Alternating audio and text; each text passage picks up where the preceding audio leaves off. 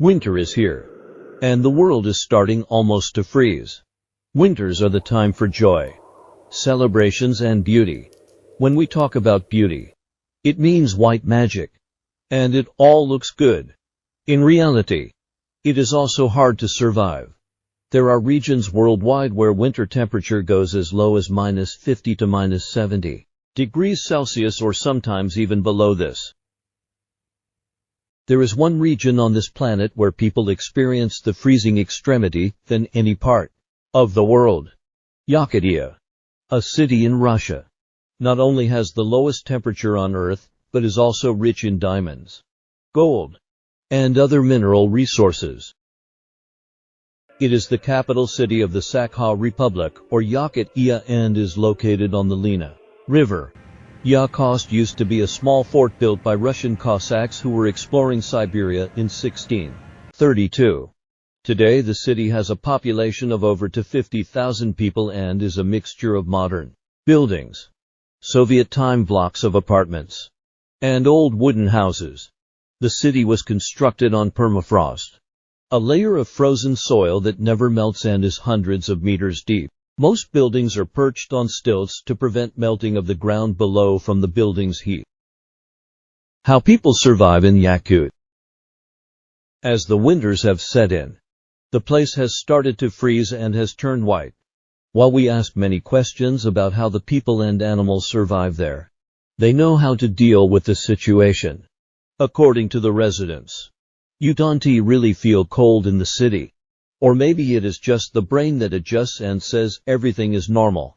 Layers of clothing are needed most of the time to stay warm. But there are days when it is freezing, and these layers are also of no help. The only way people stay warm is to stay inside. Despite this, thick jackets and multiple layers of clothing will always make people appear larger than they are. In most cases, it takes up to 15 minutes for people in Yakutsk to wear the appropriate clothing to stay safe outside. Most Sakha people living in this area are Turkic nomads' offspring. Their diminutive size makes them highly tolerant of the chilly climate. They benefit from their shorter stature because they are less likely to lose body heat than people with more prominent lengths, who are more susceptible to the cold. They have adjusted to the super climate. Everything in this city, from the trees that line the streets to the fish sold in the markets, is frozen solid. Nails could be driven through it with them.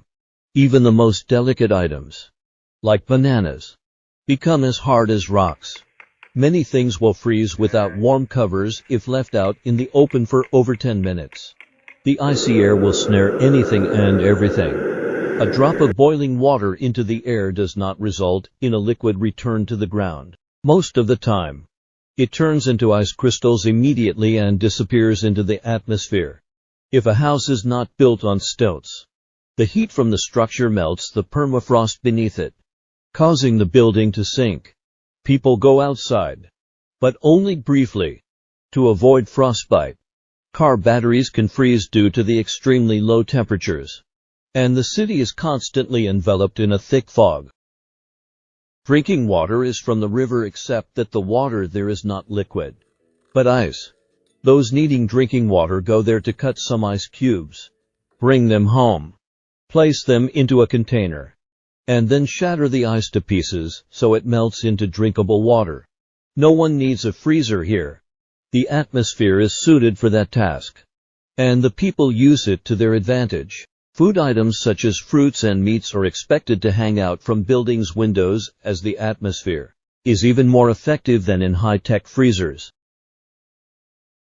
People only expose their faces to be able to see, but this leads to frozen eyelids and noses.